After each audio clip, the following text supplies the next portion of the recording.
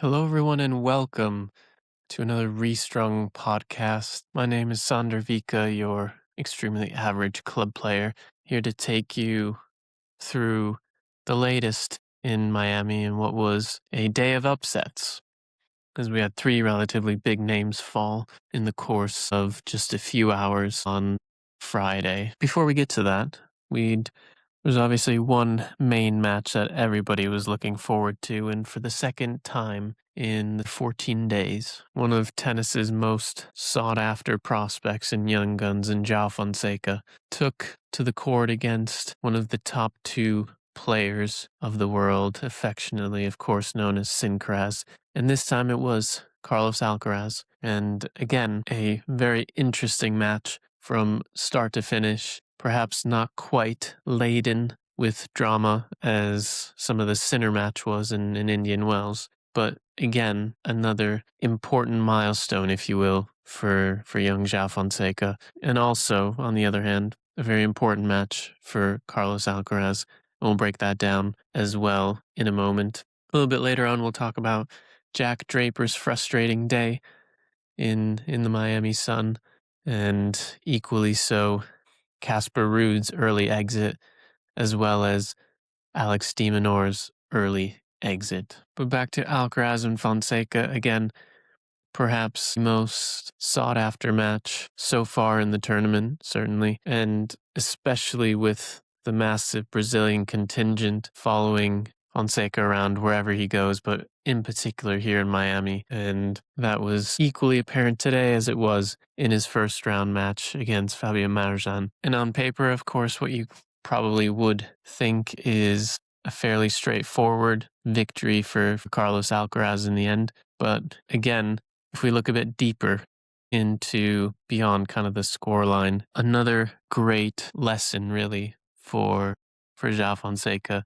as he continues to develop and what we hope further evolve his game to certainly become one of those, well, fill that potential that certainly his fans and his most enamored supporters think he will ultimately have going forward. And like we say, a very good lesson for Fonseca as he looks to evolve his game, because certainly, most teenagers are not the finished product. Nowhere close, in fact. And if you think of some of the greats in our sport, very few actually burst onto the scene and were immediately already that good. And those really are limited to Rafa Nadal and Carlos Alcaraz, kind of freaks of nature and almost before their time, you would say. Certainly in the past 30 years or so. Even Federer, even Djokovic, even Sinner, even Murray, certainly Wawrinka, those Grand Slam champions were not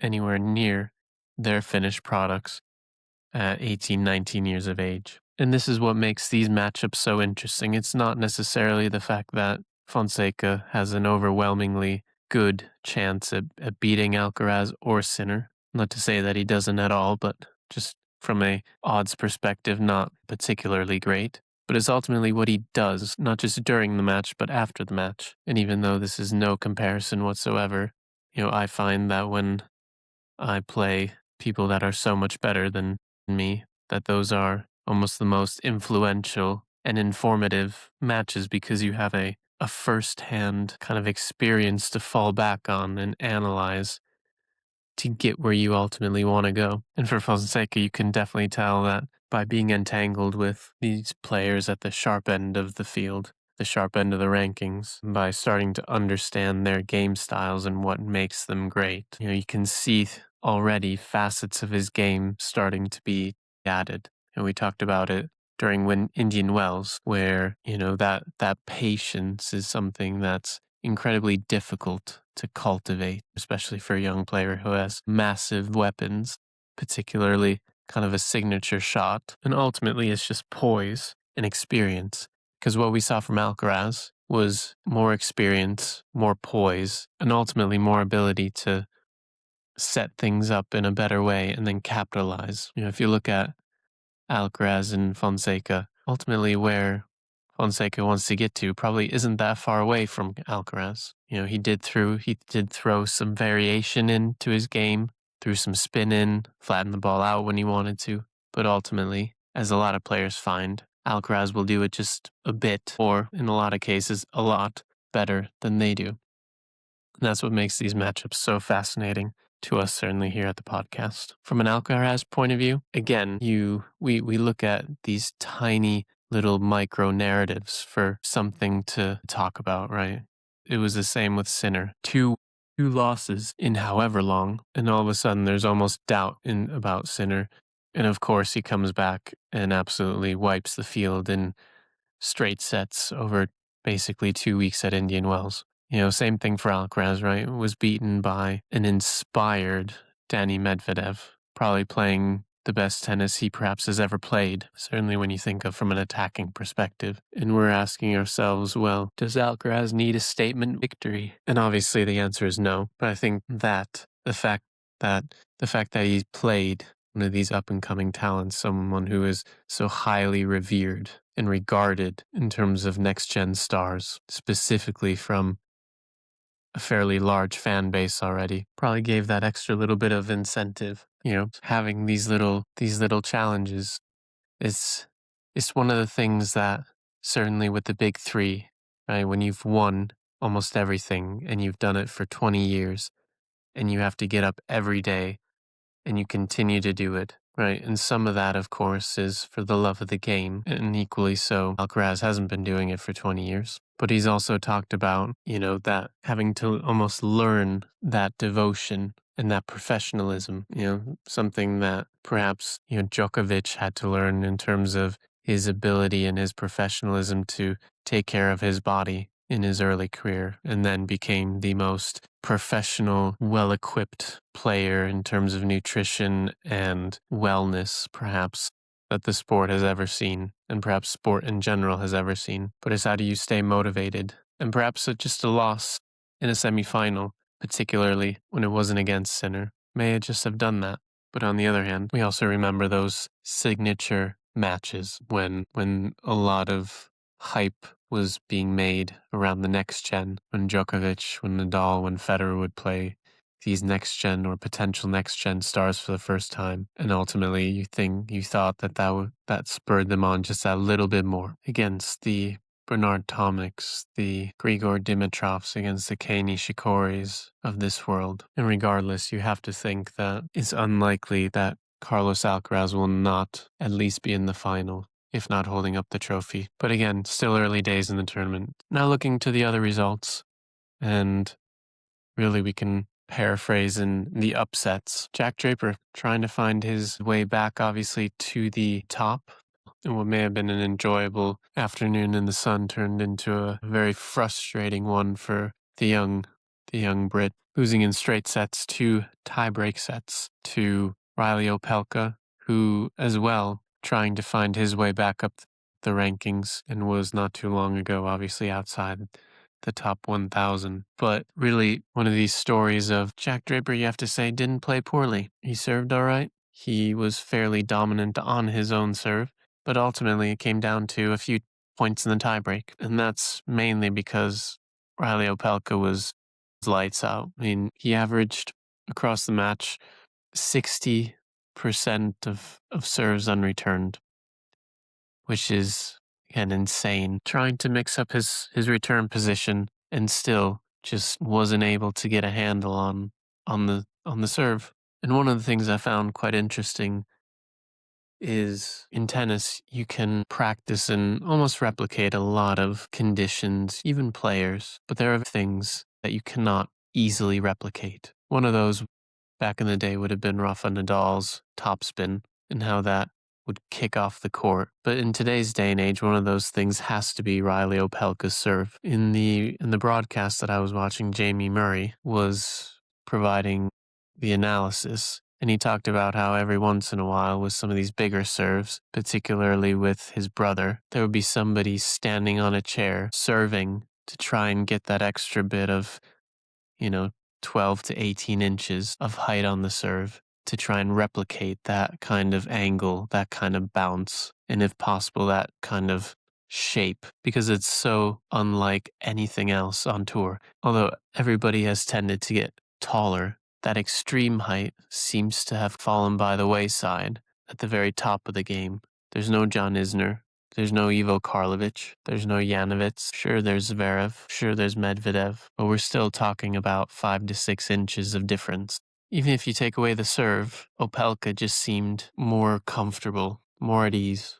Now that obviously can be match reps and practice. That can be the amount of tie breaks he tends to play. But it also signaled his willingness to be aggressive and lose, potentially because of that aggressiveness. Whereas Draper tended to be a bit tentative, particularly when he actually got a love 15 or a 15 all or something like that. Opelka was willing to go for his shots, and in doing so, was able to just tee off on the forehand repeatedly. And that, of course, following up from the big serve was lethal, and his shutout in the second tiebreak was quite remarkable. So for Jack Draper, the road continues to go on in terms of his recovery, but obviously a bit rocky, and he would have, I'm sure, really liked to have a solid result under his belt going into the clay court season, which of course is his lesser favored surface. Equally so, in terms of disappointment, you'd have to say Casper Ruud losing to Ethan Quinn on center court. Quinn playing very solid tennis in that first set. Ruud seemingly starting to deal with the questions that were being asked of him better. Was a breakup in the second set, had a set point before going into the tie break, and then ultimately had another 4 set points, which he wasn't able to close out. And it's interesting because Casper's, again, as we say, huge respect for Casper on the podcast as there is on tour. And as we head on to his more favored surface in clay, where his particularly forehand can perhaps do a bit more damage, you have to think, at what point does he start trying to make adjustments or more adjustments to his game? At what point does he try and become more aggressive? Because for anybody watching that game in particular, that match, it seemed like his strokes were unfortunately not making any real impact onto the other side of the court. It's an interesting thing with topspin, with extreme topspin, because it lives on a razor thin edge. Because on one hand, if it's able to have bite and still come through the court, what it can do is it can get up. We saw this with Federer and Nadal for nigh on 2 decades. If you're able to get it up in a manner that creates a very difficult proposition for the opposition to handle that ball, and you start getting short replies, they themselves aren't able to attack. Well, that at that point it becomes an insane weapon, because what opponents start doing is, instead of really being able to go on the offensive, they're just trying to get the ball back in a manner that makes it difficult for people to, or for you to not take too much advantage of that. And that was obviously something that, again, was a great contributing factor to Nadal's success over Federer, because it pushed Federer back and it pushed the ball out of his strike zone on the backhand side, which ultimately led to Federer either having to slice, having to stand even further back, having Federer have to take the ball early, that it caused errors, or ultimately just mean that the replies Federer gave to Nadal were so incredibly short that it set Nadal up for a winner. And in the short spans where Nadal did not enjoy great success, tended to coincide with times when his shots weren't penetrating through the court. And that's where this balance comes into play, because Djokovic, for example, amongst others at times, who were able to handle that higher ball, weren't beaten just because of the work and the way that it got up. And ultimately, that lack of penetrating through the court, as opposed to, and instead it just kind of going up and starting to sit there, started creating difficulties to finish off points. And these were the times when it felt like Nadal struggled to be able to hit winners and make really much impression on the likes of Djokovic, or even at times people like Tsonga, people like Murray, people like even Denis Medvedev, for example. And that's what's interesting, because Ruud's match against Quinn highlighted that exact thing. Quinn did really well to handle the work on the ball that Ruud put on it. But in doing so, Ruud's advantage was taken away. because ultimately that edge that was given to him that he sometimes enjoys with that weight of shot, with those RPMs, with the way it bounces off the court, gets up high, that was no longer there. And if he doesn't have that competitive advantage, then that puts him in trouble. And that's when you got to think, particularly at as his coaching staff, is it worth trying to flatten out that ball a bit more? Is it worth using those for a couple of setup shots and then going for it earlier instead of just trying to get the short reply to set up a winner? But either way, a disappointing match, disappointing result, and a disappointing tournament for Gasparud as he continues to search for answers, as he has slowly started to trickle down the rankings certainly from where he was just 2-3 years ago. And we hope that Clay can turn his fortunes around a little bit.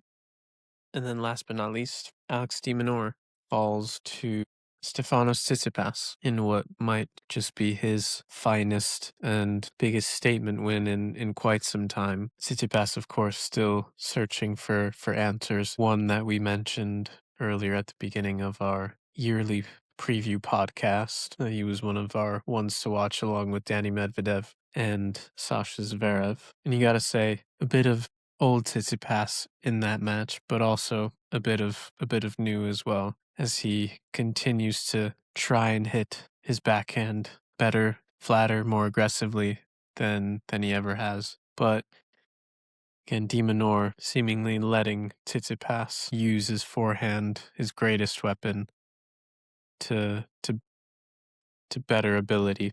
And really, if you want to look towards something as the key to that match, it was Tsitsipas's dominance on the first serve, winning 98% of his first serve points, which is really incredible, especially when you think of de Minaur's progress. But as we know, de Minaur struggling historically against Stefanos Tsitsipas in a very lopsided head-to-head that they have there. You gotta wonder if Tsitsipas can continue this good form result with another one against Arthur Fils, which he'll meet in the next round.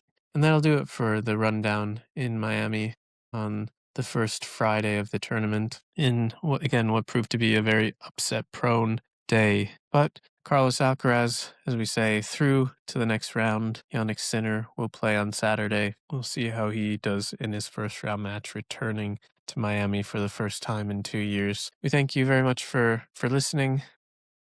This has been Restrung. We'll catch you next time.